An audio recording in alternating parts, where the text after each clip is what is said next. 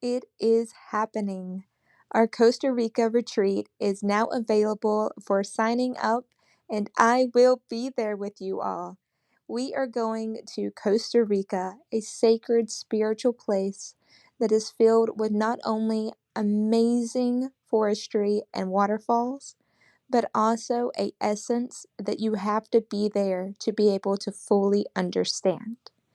We have a full January 12th through 15th lineup of both Western and Eastern practices to help you not only grow on your spiritual journey, but also heal from any setbacks or trauma that has been holding you back for too long. I am so grateful and have been working very hard with Tanya, my co host, to make sure that this is everything it needs to be for you all, including a self defense class, Tantra, NLP, plant ceremonies, and more. So go ahead and check it out on the flyingwithair.com website where you can not only put in your $500 deposit, but you can also go ahead and take advantage of that early bird special. We have a limited amount of spots, and I definitely want to see you there. If you've ever needed spiritual coaching or you wanted to come around like minded individuals, now is your moment. Until then, good vibes and love, and thank you for healing and growing with me today. Hi everyone, Air here. Today we're going to talk about spirituality in a whole different new way. We want to talk about what it's like whenever a Southern Belle, or someone that's from the South states of the United States, is experiencing spirituality for the first time or is trying to experience it in a whole new way. As we know, the Southern states are known for being more based in Christianity and old school traditions and values, which I personally love because I grew up in the Southern states. But I also know that a lot of people, whenever they're introduced to spirituality or what it means for them, can get a little bit confused. So I have an expert with me, whether she thinks so or not, Nikki Burdine out of Nashville, one of the most iconic cities in the South, to be able to talk about spirituality as a Southern Belle and how it looks like in her life and in the culture of Nashville. So, without further ado, welcome to the show, Nikki. Hi, thank you so much for having me. It's a pleasure. When I saw your profile and I was getting to know you, I was like, she's going to be able to bring something to the table that I'm going to be able to pull out of her, or she's just going to, explode in vibrancy. Oh, So, I hope so. I hope so. I'm definitely not an expert in this, but I am an expert in living in Nashville, I guess, just by default. by default. I love that. So, can you give everyone just a little bit of a background? Obviously, you live in Nashville, but what do you do? What's your experience? Yeah, so I'm a morning news anchor at the ABC station here in Nashville. I have lived in Nashville for a little over 6 years, but I'm a native Tennessean. I've just moved around a lot for my career. I'm married to my husband, Justin, and we have a little girl named Andy, and I think that about covers it. And then when I talk about spirituality, what does that mean for you? Like, are you religious in your spirituality? Are you non-religious? I am religious. I'm a Christian. I believe in God, and I've seen the power of God in my life and in others' lives as well. Hmm. And then how do you think that translates to Nashville? Would you say that everyone in Nashville is a Christian or a majority, or do you think it's just kind of a hodgepodge? I think it's definitely hodgepodge. I think, you know, old school Nashville, being in the Bible Belt, I think it was definitely more religious and specifically Christian. But over the years, as Nashville has grown, it's become more transient. You know, we're a big city now. I mean, not compared to LA and New York and Chicago, but we are a big city where people are moving here from all over the country. It's not just if you grew up in Tennessee, you live in Nashville. If you grew up in an outside county, you live here. There are people from all over who might not necessarily have our traditional um, upbringing where you grow up and you go to church and that's just the way it is here. So I think spirituality for a lot of people here means different things than it used to think. It used to be. We have a lot of different cultures here. We have a lot of people who are of Muslim religion. We have a lot of Jewish people who are now living here in Nashville. We have a beautiful Jewish center, and it's growing and expanding, and it's beautiful to see all these different types of people here and to be exposed to that. Would you say that spirituality always has to tie into your religion? No, definitely not. In fact, I have friends who will say, I'm spiritual, but not in a religious sense. I believe in a higher power, but I'm not sure what that looks like. And, I of course I don't judge that at all. It's whatever floats your boat. That's what I like to say. But yeah, I think for a lot of people, especially in a growing city like Nashville, which is a bit more cosmopolitan than it used to be, or in a place that I grew up in a small town in East Tennessee. Spirituality was always religious based, but I don't think that's the way it is, especially not these days. I'm just kind of curious, for completely personal reasons. What part of East Tennessee did you grow up in? I'm from Kingsport, Tennessee, about an hour and a half east of Knoxville. I love that. So I grew up in, well, I grew up between Kodak, Tennessee, if you know where Yes, that is. I have a very good friend who lives in Kodak. So I grew up in Kodak, and then I also grew up partially in Gatlinburg and Knoxville. Oh, yes. So for me, I was introduced very young age, just like you. It's like, okay, what is it to be Christian? And like, what is Hmm. that? That is spirituality as I was Yeah. growing up. And my parents did this fun thing called divorce. I highly don't Oh, recommend it for anybody, but yeah. it was the best thing for them. But as a result, I got introduced to a lot of different cultures between the Tennessean culture and then Hmm. like the international, like Scottish culture, as well as like the Australian. And as I Cool. was growing up, I got to learn a lot about the differences of how people view spirituality. Hmm. And so that it's not necessarily just tied into the religion. And Right. being in major cities, whether it's Nashville or Kingsport and Kodak aren't major cities, but No, definitely not. by a long shot. But like, Paris or, London or Chicago, LA, New York, all these different places I've had the privilege to live. And I found out that spirituality can actually connect you to your religion, or Hmm. it can connect you just to yourself. Yeah. So have you any like spiritual practices or anything that most people might not see as a spiritual practice, but you would count it as your spirituality that connects you to your self-care? I mean, I think that could be such a broad question because, sometimes I think just connecting with my family and taking care of myself can be a reflection of that. Leading a good, healthy life, leading a productive life, leading a life that reflects God can be a practice of spirituality, right? Like it doesn't have to be necessarily going and sitting in the pews. While that is a good and important thing to do as a Christian, it's not necessarily like within those walls. Does that make sense? Of course. And then what does your self-care look like? Or do you work out? Do you go out in nature? You go to the Not as much. spa? I mean, I would like to do so much more than I do. But as a working mom, it is difficult to find that time. But I do hot yoga and I love that. That is always a wonderful time for me, especially at the end of class with just that quiet time where you just sit there in the fetal position and you are just with yourself and your thoughts. And that is like a really beautiful, and for a lot of people, that is spiritual. But for me, I think that's a reflection of like taking care of my body that God gave me and honoring Him through that. And so that is very important to me. Um, Nature, yeah, I mean, it's usually not as much spiritual being out because I'm usually chasing my toddler, whatever she wants to do, running down the street or chasing our dog or something. But again, like spending time with her, which is very important to me, is probably the most important thing in my life, is in a way honoring him as well with this gift that he gave me and her, who is a miracle. And I can tell you her story later. I'm getting massage today. That is like my one. That is, it's funny because I don't get them very often, but my husband's treating me for Mother's Day. So that is a bit of self-care. I guess I should say Happy Mother's Day to you, Nikki. Thank you. Yeah, almost, almost. Almost. It's like sometimes life just gets so ahead of you that you forget about these major holidays and you're like, Truly. oh, like, hi, it's Yeah. Christmas. Yeah, Like, what it happened? happened. So I'm curious because we do have a lot of mothers that, listen in on the show Mhm. or are trying to balance that work life, spirituality, religion type of life. You have a daughter and you have a very young daughter. So she's very much at this pouring, or she's listening and she's absorbing and she's taking in the environment and everything that's being thrown at her and trying to make her way and learn.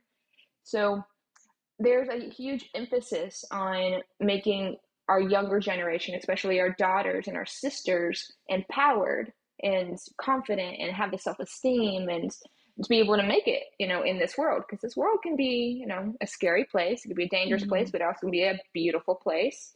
So when I say the terminology of like a divine feminine or a goddess or a queen or an enchantress, whatever words you want to say that are traditionally connected to spirituality, what do you envision for your next generation or for your daughter as she's growing up to affiliate with that?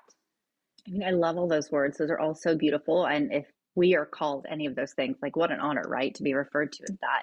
And so I feel the same way about my daughter. If, I'm raising her to be very strong and feisty, but truthfully, I don't need to do much because she is already such a feisty little badass. When I tell you this girl, and I'll explain this by telling you a bit of her background. She was born at 28 weeks, very premature, and she weighed just 1 pound, 4 ounces when she was born.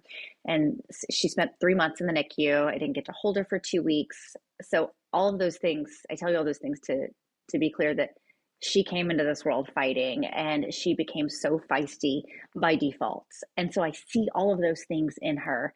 And it's only growing. It's all good, right? Like I hate calling our daughters stubborn because I think that just carries on into adulthood.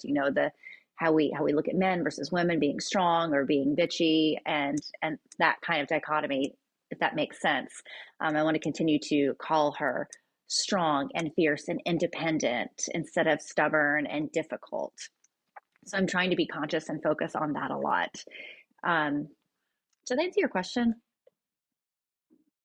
Of course. Okay. I'm very open-ended. I'm not a mother yet, so I'm just as curious for myself to see how strong women, empowered women, women in careers, women that, decided to go a different direction to be like a mother full time, how are they raising their daughters in a spiritual way?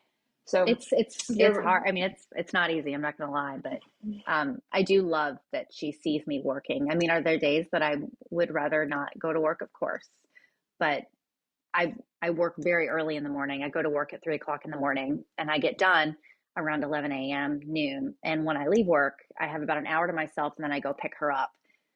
And that to me is like the most important time because she sees me leaving for work. I come home from work in the morning. I get to see her on a quick lunch break. So she sees me in the morning. She knows mommy has to go to work. This is a sacrifice. She's not here with me. She's going to work.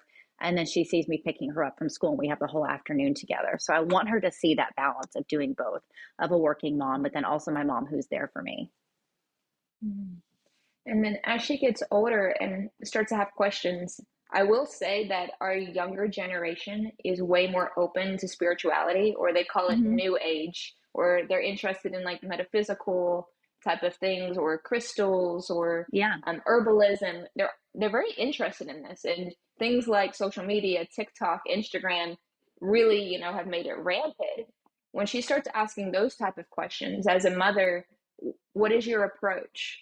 Because I know that you want to guide her towards Yeah. the higher way, and like obviously we're both Christians, so we want to definitely introduce that into our daughters. So how would you approach that as like a spiritual mom when she starts asking questions about the universe or these tools?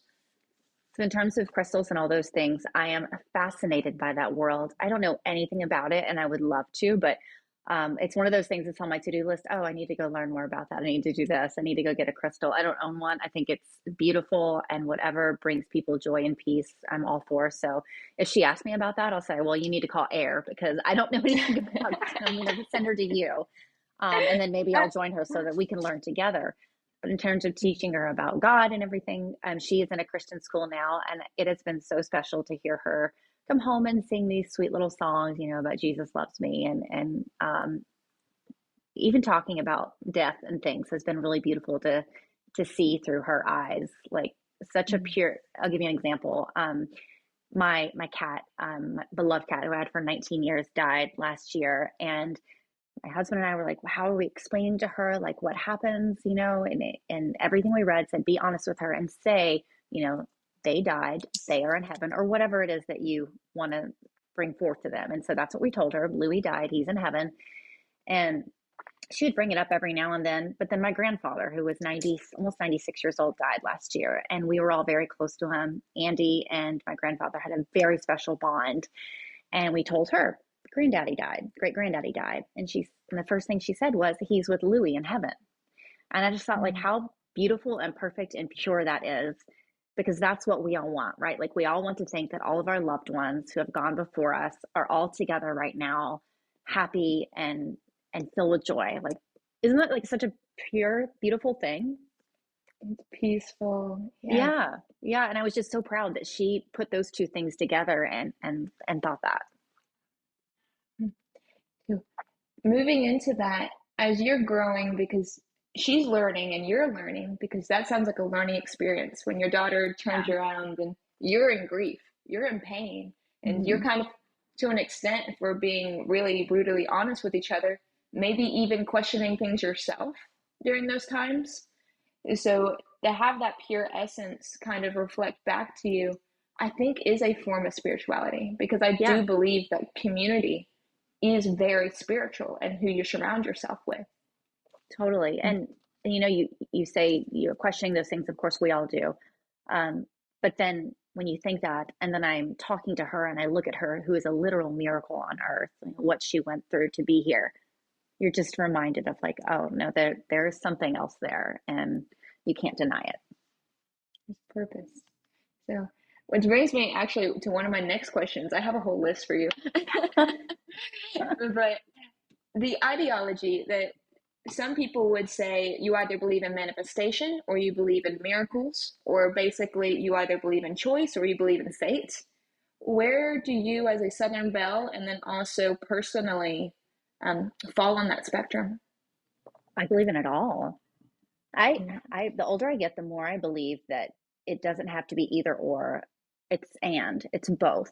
You know, I think that we make choices, but I also think that fate plays a role in those things. I don't like to think that everything happens for a reason, but I like to think that we learn from things. I don't believe in, coincidences and things like that, but I do think that there is something there. There is someone there. There's God there guiding us along that path. I think we can believe in all of those things. One doesn't have to be mutually exclusive. Do you practice any form of manifestation, journaling, visualization, I would anything like like that? to. I mean, I'll be on TikTok and I see these people like talking about manifestation. I try to do it, but I'm like, am I doing this wrong? Because I really want to. Like, I'm super interested in it. And I think that manifestation doesn't have to be this like hocus pocus thing, right? It can just be like setting your intentions and working hard and focusing on something, which are all godly practices, right? Like to honor him by working hard, by focusing and using the talents that he gave you to live out your purpose. Like, that's manifestation, right? I love it. I love hearing your definition of it, because that's another thing that can really vary, to be honest with Yeah. you, between different people, whether you consider yourself an expert or not an expert, into it, not into it. I think all of us can relate to the fact that at some point in our life, we wanted something. Yeah. We asked for it. Like, some people ask God, some people ask the universe, some people ask God and the universe, because we have the and people. I think we're both and people now. Yeah. And then depending on your next train of thought really depends on what moves forward. So I'm going to give you like 3-step breakdown to like manifestation Okay, and please do. Yes. make it so simple that it's not even like what some people would say like frou-frou. It's just super simple. I like three things in threes because threes is simple. Me too. So ask. Ask is probably the easiest part, but you have to really know what you're asking for. So So be specific. be specific, because if you ask for, let's say, I don't know, what is something you want? And it can be like something like silly even, but like just something that you want right now. Oh my gosh, you put me on the spot. What is something that I want? I want, oh my gosh, what do I want? I could go superficial here, or I could go like big picture. And I don't know. I mean, what do you suggest? Should I, oh, let's just keep it simple. Yeah, I don't want to like have you spill out your guts if you don't feel comfortable. Just something, Oh, no. simple. Yeah. I'm an open book about almost everything, because I can only help others. What is something that I want? Oh, I know what I want. I want clarity about a big decision I am supposed to make about our house. Okay. Clarity about a decision with your house. Okay. Are we trying to fix the house, want a new house, or sell a So, house? so we are trying to decide if we should build a house or not. We have all the tools in place and everything to do, but I am very indecisive by nature, and I just don't know what the right thing to do You're gonna love me by the end of this, Nikki. is. All right. So we're gonna shift you a little bit because this is Okay. actually that first step again, the ask, right? Okay. Um, you're asking for clarity or for wisdom, which is beautiful Mhm. and very important. But I'm going to throw this at you. The how doesn't matter. And that's where people really get caught up. And Mhm. clarity is part of how. So, what you really want is that dream home, right? You want that home that you got to build, or your family just to share those Thanksgiving dinners with, and Mhm. bring people over. Maybe you want the wraparound porch. Like that is kind of the actual ask, is like, I want my dream home. Right. Like, so clarity is kind of like, how are we going to get there, or should I get there, that in and out, which I'll get to here in a moment because that's part of the third step. But the ask has everything to do with that actual home that's going to bring you that happiness and that pleasure for you and your family. Mhm. So your ask is going to have to get really picky on, if you could have whatever your ideal home looked like and felt like and where it was, what is that? Which is where some people use different approaches. Some people might journal it out. Some people might sit down and meditate and visualize them being in their home around their family and like maybe their dog, or whatever floats your boat, right? Mhm. Or some people might visualize like how it feels to be in that home. And if they can't think of like how it looks, they're just like, okay, this is how this home makes me feel. Like hopefully, warm and fuzzy and peaceful. Mhm. But and then other practices might be like, okay, they go draw it out, or they go and they start clipping things out of Homeland magazine and they like put it on a vision board. So these are all part of the ask, getting very nitty gritty and letting go of the control of it, because this could be something for you, or maybe it doesn't resonate with you, and that's okay. Some people get caught up on the fact that, well, it's going to cost a lot of money to build the house of my dreams, or I might have to like think about a new school situation for my daughter or my son, and like they get caught up on all the details of like how it should be, or like can I do it, and they kind of go back and forth. So which leads me to my second thing, and this is a very peaceful, if you can really take it in approach, Mhm. is the answer. And so I'll go ahead and label all three. That way it gets even more clear. There's the Okay. ask, the answer, and the allow. So they're all A's, triple A over here. So the answer. Now, you believe in God. I believe in God. I'm sure at some point in your life you prayed for something and you wanted that, and you're like, please let it happen. And you didn't get it. And you're like, what? Like, I wanted that. Like, why did I not get this? Right. And you kind of had this, like, again, not a crisis of faith, but like, a what? Like, this doesn't make a sense type of Yeah. thing. Now, if you can also think of a time where you didn't necessarily ask for something, but it happened, and you're like, how on earth did that happen to me? Like, that doesn't make any sense. And it goes down to that ask has to be really picky, and the answer is always yes. So is like a law of the universe. Like, God is always saying yes to us. Like, He wants us to be happy. Like, He didn't bring us into this world to be miserable and to Right. work, horrible jobs and to, be surrounded by people that don't love us. He brought us in this world to have a relationship with him, and or they, or Almighty, however you approach it. And then also everybody on this journey. We weren't born to pay to live on the earth. We were born to play and explore and, grow and take care of the earth. Mm-hmm. So the answer is always yes. And there's plenty for everybody. But also the answer is always yes.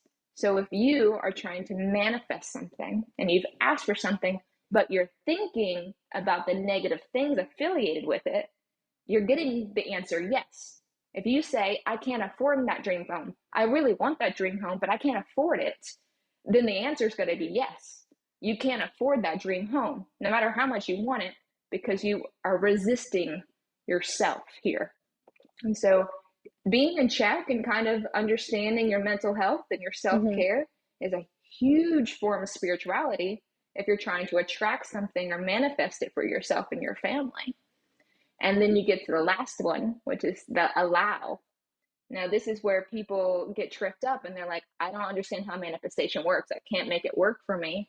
Yeah. Is the allow process is understanding that whatever you're trying to attract and bring into your life, it could be a home, it could be a job promotion, it could be a relationship, it could be a child. You have to be in complete synergy with that item or with that energy or with that person. I always say this to young women that are trying to look for their soulmate or their husband. And I'm sure you've had some girlfriends in the past who are like, I cannot meet a good guy. But they haven't been really picky on what type of guy they wanted, right? Their ask was a little bit shuffled. They were kind of taking whatever they could get. And then the answer was always yes. So they were like, okay, I'd start dating this guy, but something wrong is going to happen. Like they, mess up their answer a little bit. But then they're not being the type of person that would be great for that relationship. Or in this case, if you're not allowing yourself to be the type of person that deserves that type of home and, deserves to be able to have a place of like your dreams and can afford it, and you're not in resonance with that because there's fear or there's like some type of resistance. I always explain to people in a very metaphorical way, especially if they're not introduced to spirituality. Like you say that this is new to me. Imagining you're driving a car down, what is that road? I-95? Is that our highway up there? Yeah, we got a few, but yeah. We got I-95. Imagine you're driving down I-95 and you're going, I don't know, let's say you're going to like a huge Nashville concert because, there's a Nashville concert out there somewhere. And you're like, I'm so excited to get there. I've been working towards this. I asked God if I could have the money to go for it. And it's my favorite artist. And you're driving as fast as possible, legally, which is, I think is like 70 up there. So like legally. And there's a tree in the middle of the road for whatever reason. And you hit the tree. That's a really, really hard stop to where you can't get what you're trying to have. Right? Now, most people will be like, well, that tree is their resistance to being able to afford that concert or to be able to afford what they're trying to get. And it's a really hard stop, and it keeps you from being able to allow what you're manifesting, which in this case is going to that concert. So most people will be like, okay, what's my next approach? Well, instead of figuring out how do I remove the tree from my interstate, they just think, well, maybe I'll slow down. And the slow down can result in looking like, okay, well, I'll save up enough money. And, I will make sure that everything is all perfect before I make any decisions. Or I'll be hot and I'll be cold. And I won't be all in with the relationship or with the manifestation or, whatever it is they're trying to bring in. So they slow down the car. But if we're still heading in the same direction, even if we're going 40 miles per hour, because we still want to go to that concert, but there's a tree in the middle of the road, we're still going to hit the tree. It's not going to be as like impactful than like the 70 or the 100 miles per hour, but we're still going to hit that resistance. Versus if you really want to manifest, you got to take out all of these negative associations that you have with what you're trying to accomplish. Which part of that might be for you, the hot and cold. I don't know your story on that one, but like a lot of people that say they're indecisive. It's more like they tiptoe in and they tiptoe out. Yeah, So, we're very, very indecisive right now, Hot, and that's a perfect way to explain it. And it makes so much sense because I'm just thinking about all the obstacles. Is this the right thing to do? Are we being greedy because we're very happy and everything's fine where we are? Should we do this because we'll have to move out of our current house to rent for a little bit while we build our dream home? It's a lot of big decisions. yeah. And I'm 100% understand.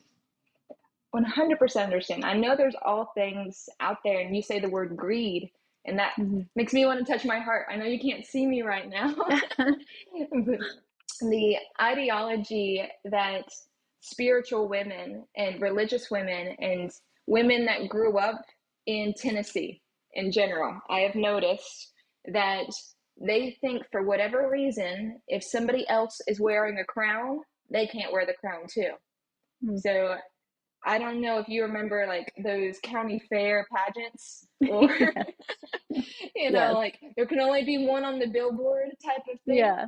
Yeah. But in reality, if the answer is always yes, the answer is always yes for everybody. It's not like a secret that I know or a secret now that Nikki knows that she can't go Mm-hmm. share with her friends or girlfriends is just because Nikki's wearing a crown and that crown is exactly like what she wanted. She wanted sapphires and silvers and to highlight her beautiful eyes and she wanted it to be this tall. Doesn't mean that I can't have my crown too. My crown's just going to be slightly different because I have a Mm-hmm. slightly different want. And Nikki's not greedy for wanting what she wants. She has this desire and she has this ask because it's deep in her heart that this is going to be fulfilling for her. And it's going to be awarded to her, especially since she's in resonance with it. She's not taking away from it.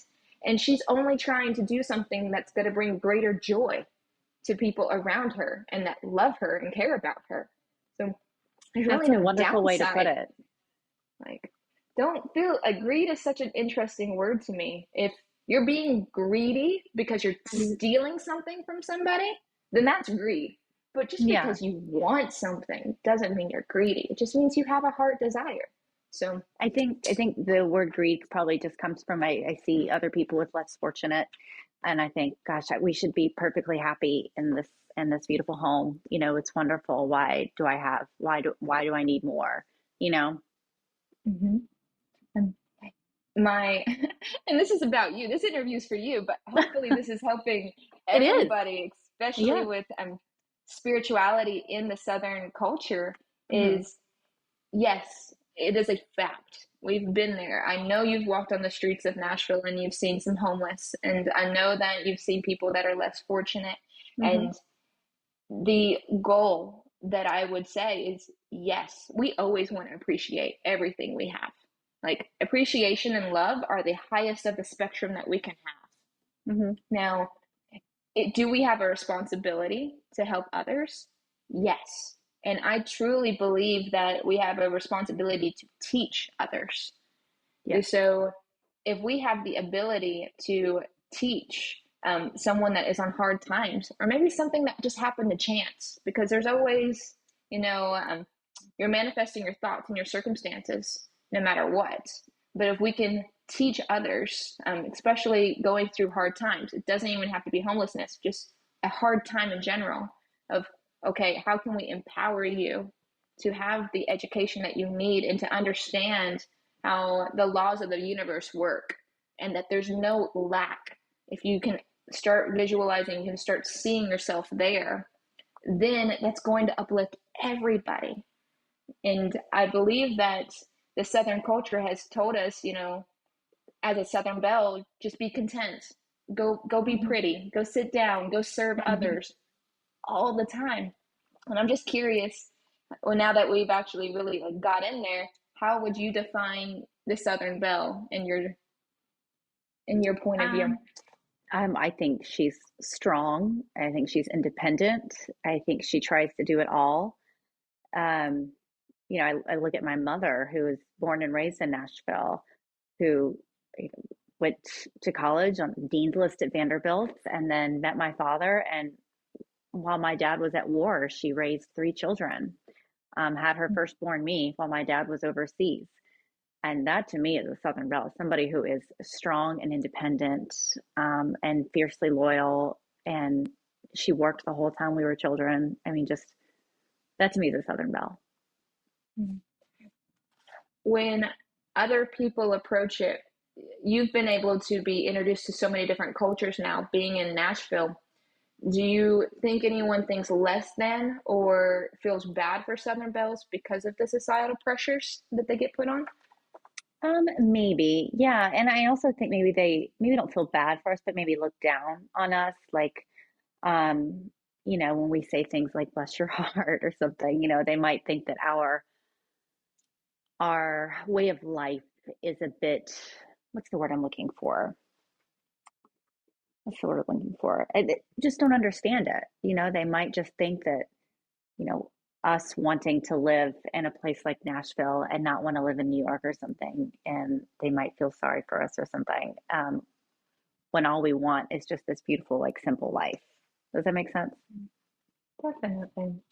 I have always felt like when I'm explaining the Southern culture to other people, because I've lived all over the world at this point, and currently I live in Miami, and people, they were like, hey, you've lived in Tennessee, so you're like a Southern Belle.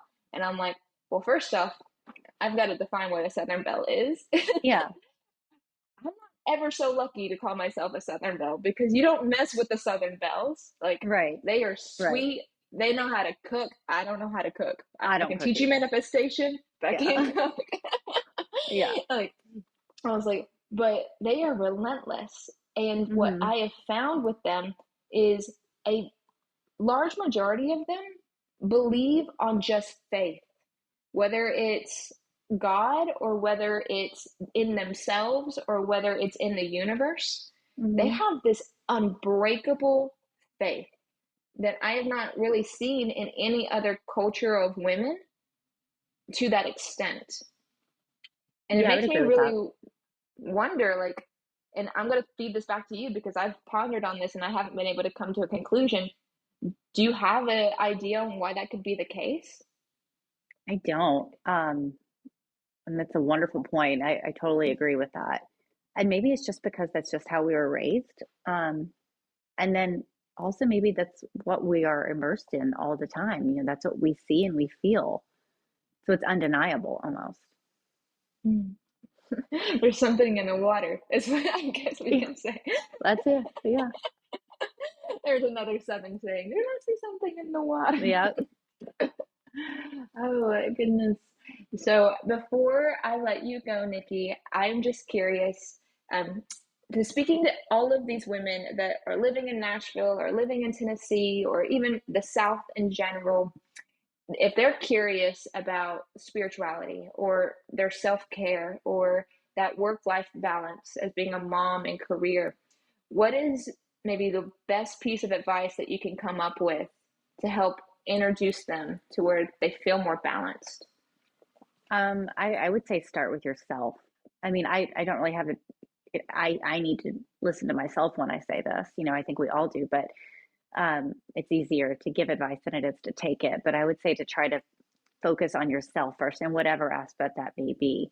If it's taking yourself on a walk or if it's watching The Real Housewives, like to focus on yourself and finding yourself and to take care of yourself at that point. And then the next step would be like seeking out something else, whether it be listening to a podcast like this or going to yoga or finding a church group. Just those like little baby steps to finding yourself, I think, is a really great way to start. I love all of those. Sign me up for everyone. Same. Take me on a walk Housewives to and all of it. Yeah. yoga. All And for then it. watch Housewives. Yeah. Oh, or The Bachelor. I will take either. Yeah. Same. Same. Oh, Nikki, you have been a delight.